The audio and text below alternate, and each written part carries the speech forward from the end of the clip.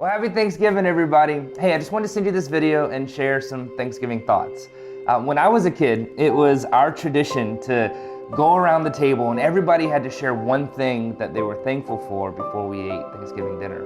And some years I was excited about that because I had something to share. Other years, not so much. I just couldn't wait for it to be over. And it all depended on sometimes what had been going on that day. You know, was I getting along with my cousins?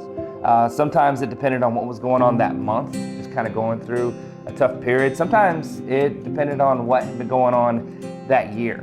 And my guess is that gathered around Thanksgiving tables today, all over the place, there's going to be people who feel both of those ways. Some people excited to share, and some people not so much, based on what has been going on that month, that day, maybe even that year. I wanted to encourage you with this. There's this verse in Thessalonians where the Apostle Paul says this. He says, always be joyful, be thankful in all circumstances. And then he says this, he says, if you're a follower of Jesus, that's actually God's will for you. You see, here's the basic idea. You don't have to wait to feel thankful for you to be thankful. Gratitude is something that you choose, and it's something that you do. You see, here's what I found. If you'll take time to choose to be grateful, and if you'll take the time to actually do something to show that you're grateful, whether that's saying something or writing a card, oftentimes those feelings of gratitude will follow. I mean, haven't you noticed that it's the most thankful people in your life, the most grateful people in your life that are also the most joyful? That's not an accident. Those two things actually go together.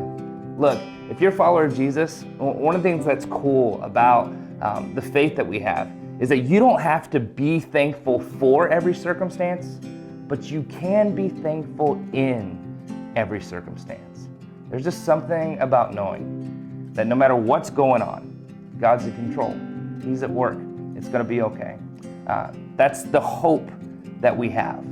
So later on today, a bunch of my friends and family are all going to gather around this table. It'll be piled high with food, but before we eat, we're going to give thanks. The first thing we're going to give thanks for is Jesus.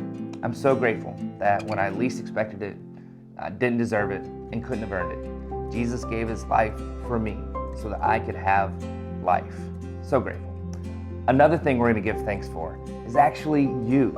I'm so thankful for our church family. I'm so grateful that we get to be part of a place where anyone can walk through the doors and find hope and life for themselves. And I'm so grateful for the group of people that I get to stack hands with to help make that happen every single week. And so this Thanksgiving, you should know, one, if you're a follower of Jesus, you have a lot to be grateful for.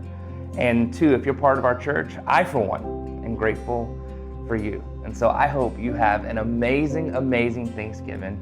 Love you guys. See you next week.